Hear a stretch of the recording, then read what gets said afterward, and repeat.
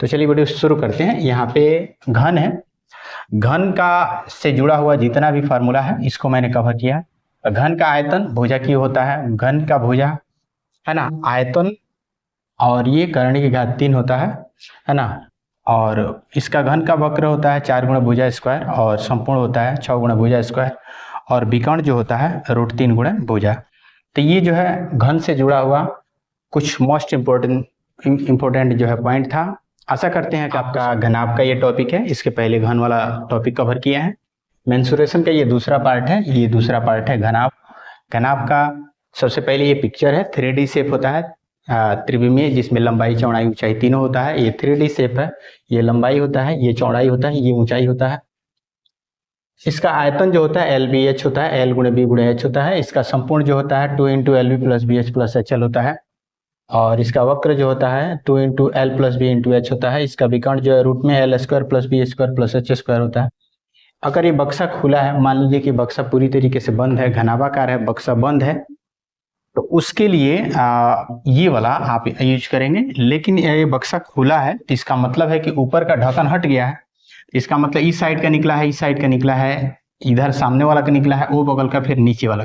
ऊपर का तो खुला है, तो ऊपर का खुला है तो उसके लिए L × B × 2 × BH B × H + H × L ये होता है। तो अगर ये बक्सा खुला होगा तो इसके लिए, अगर क्लोज कर देंगे तो ये वाला। तो आशा करेंगे आपको समझ में आ गया हो किस तरह के बारे में। ये मेरा चौथा पार्ट है ना। इसके पहले घन, घनाभ और गोला पर हमने चर्चा किया। अब ये अर्धगोला है तो इसका आयतन 2/3 πr³ होता है। इसका कुल जो है क्षेत्रफल अगर बात करते हैं तो ये आपका 3πr² होता है, 3πr²। और इसका वक्र 2πr होता है। व्यास जो है 2 × त्रिज्या होता है, त्रिज्या बराबर व्यास बटा फार्मूला है, इसको मैंने पूरा कवर किया है। ये बेलन है, बेलन का वक्र होता है 2πrh होता है। इसका वक्र पृष्ठ क्षेत्रफल, इसका संपूर्ण होता है 2πr × r + h होता है। इसका आयतन जो होता है πr² होता है। थोड़ा सा दिक्कत बच्चों में होता है वक्र और जो है संपूर्ण में। तो वक्र का जब बात बोला जाएगा तो वक्र का मतलब जो है ये सर्कुलर पार्ट, ये वाला सर्कुलर पार्ट और ये वाला सर्कुलर पार्ट को हम जोड़ते नहीं हैं। तो जब वक्र बोला जाएगा तो सिर्फ ये किनारे वाला, ये जो है जैसे मान लीजिए बेलनाकार है तो ये सिर्फ किनारे वाला निकालेंगे तो वक्र हो जाएगा। जब इधर और इधर दोनों जोड़ देंगे तो संपूर्ण हो जाएगा। तो ये समझने की आवश्यकता है। इसका वक्र 2πrh होता है और इसका संपूर्ण 2πr × r + h होता है। बाकी आयतन आप देख ही रहे हैं। शंकु में कुछ पार्ट है जिसको मैं आपको बता देता हूँ। शंकु का वक्र πrl होता है, इसका संपूर्ण πr × r + l होता है, या l + r दोनों लिख सकते हैं, कोई दिक्कत नहीं है। बात करते हैं आयतन का, तो 1/3 πr² होता है। तिर्यक लंबाई √L बराबर h² + r² होता है और ऊंचाई h बराबर √L² - r² और त्रिज्या L² - h² होता है। देखिए शंकु में दो तरह की ऊंचाई देखने को मिलता है, नाम भी अलग है। ये जो सीधा होता है इसको h बोलते हैं, जिसको ऊंचाई बोलते हैं इसी को h बोलते हैं। और जो ये तिरछा होता है इसको तिर्यक लंबाई बोलते हैं, जिसको L बोलते हैं। और ये यहाँ से यहाँ तक की त्रिज्या बोलते हैं और ये पूरा को व्यास बोलते हैं। तो आशा है कि आप समझ गए होंगे। ये इसके पहले मैंने वीडियो अपलोड किया है, प्लीज़ वो वाला वीडियो नहीं देखा है तो आप देख लीजिए। वीडियो को क्रम से देखिए, मैं आपको पूरा विश्वास दिलाता हूं कि अगर मैथ का मेरा एक वीडियो देखते हैं तो अगर मैथ न चाह कर के भी आप बहुत अच्छा सीख जाएंगे, एक मैथ का बहुत अच्छा जादूगर बन जाएंगे। वीडियो कैसा लगा कमेंट में याद करें। जब लंबाई 5 मीटर, चौड़ाई 40 सेंटीमीटर, ऊँचाई जो है 2 डेसीमीटर है। ये इसका पिक्चर है। बनता कैसे है इसके बारे में थोड़ा सा मैं आइडिया आपको देता हूँ। इस तरह बनाते हैं, आयत बनाते हैं और इसके बाद से ऐसे आयत बनाकर यहाँ बीच से खींचते हैं और इसको ये भी आयत बनाते हैं और इसको मिला देते हैं कोना को पकड़ करके, ठीक है। तो ये मैं इसलिए दिखा रहा हूँ ताकि आपको लगता है कि ये किस तरह बनता है।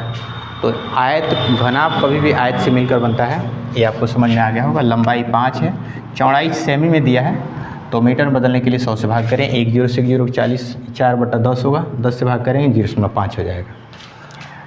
ऊंचाई जो है 2 डेसीमीटर दिया है, मीटर में बदलने के लिए 10 से भाग कर देंगे तो ये 1 0 से 2 मैंने भाग करेंगे 0.2 होगा। आयतन निकालना है तो आयतन के लिए, इसलिए घनाभ का आयतन आपको पता ही है। घनाभ का आयतन L × B × H होता है। L का मान 5 मीटर और B का मान 0.4 मीटर और H का मान 0.2 मीटर। गुणा करिए, 5 चौका 20 दूनी 40 और दशमलव 1 अंक इसमें का 1 अंक इसमें, 2 अंक बाद दशमलव बैठा दीजिए, तो ये फाइनल आंसर हो गया। तो ऐसे हम लोग घनाभ का आंसर आयतन निकालते हैं। आशा करेंगे कि आपको समझ में आ गया होगा। मैथ को बेहतर सीखने के लिए आप वीडियो को क्रम से देखिए। मैं आपको पूरा भरोसा दिलाता हूँ, विश्वास दिलाता हूँ कि अगर आप मैथ में कुछ भी नहीं जानते हैं लेकिन मेरे वीडियो को लाइन से देखते हैं तो वाकई में मैथ के एक बहुत अच्छे जानकार हो जाएंगे। ज़्यादा निकालना है तो आइए घन का फिगर कैसे बनाते हैं वो मैं आपको सिखा देता हूँ। घन बनाने के लिए सबसे पहले एक वर्ग बनाते हैं। ये वर्ग है, वर्ग का मतलब जिसकी चारों भुजा बराबर हो। ये बना करके इसको बीच में से मिलाते हैं और इसके बाद इसके कोने को मिला देते हैं। ये आपका फाइनली जो है घन बनकर तैयार होता है। ये आपका लंबाई होता है और ये आपका चौड़ाई होता है और ये आपका ऊंचाई होता है, h होता है। और इसके तीनों इक्वल होने के कारण घन की तीनों भुजाएं बराबर होती है। तो घन का आयतन दिया है ना, घन का आयतन, घन का आयतन कितना दिया है 729 घन सेमी। अब भुजा निकालने का जो फॉर्मूला होता है आपको बताया गया होगा। भुजा जो होता है करणी की घात 3 और यहाँ पे आयतन होता है। फार्मूला लिखवाए हैं, वीडियो पहले देख लीजिए। आयतन है 729 घन सेमी क्यूब और इसको आप लिख सकते हैं 729 को आप लिख सकते हैं 9 गुणे 9 गुणे 9, 9 9 81, 81 में 9 से गुणा करेंगे 729 आएगा। अब इसका जोड़ा लग जाएगा, यहाँ पे 3 जरूर रखिएगा। जब यहाँ पे 3 होता है तो 3 का जोड़ा लगाया जाता है, 4 होता है तो 4 का, 2 होता है तो जो 2 का जोड़ा लगाते हैं। आपको समझ में आ जाना चाहिए। ये 9 हो जाएगा सेमी, ये आपका आंसर होगा। तो ऐसे जो है देखिए मैथमेटिक्स को आसान बनाया जाता है। मैथमेटिक्स जितना आसान हो, जितना बेहतर हो, छोटा हो, बढ़िया हो, तब जाकर के मैथमेटिक्स लगता है कि हाँ मैथमेटिक्स को लंबा तान खींच तान करके करें तो वो मैथ नहीं होता है। ऐसे बहुत सारे लोग ऐसे करते हैं, लेकिन मैं जो है आपको एक शॉर्ट के माध्यम से, ट्रिक के माध्यम से बड़े से बड़े क्वेश्चन को मैं शॉर्ट में बनाने का प्रयास करता हूं ताकि आपको वीडियो पसंद आए। लाइक जरूर करें, फॉलो जरूर करें, आप वीडियो शेयर जरूर करें, कमेंट में जरूर कुछ लिखें। बहुत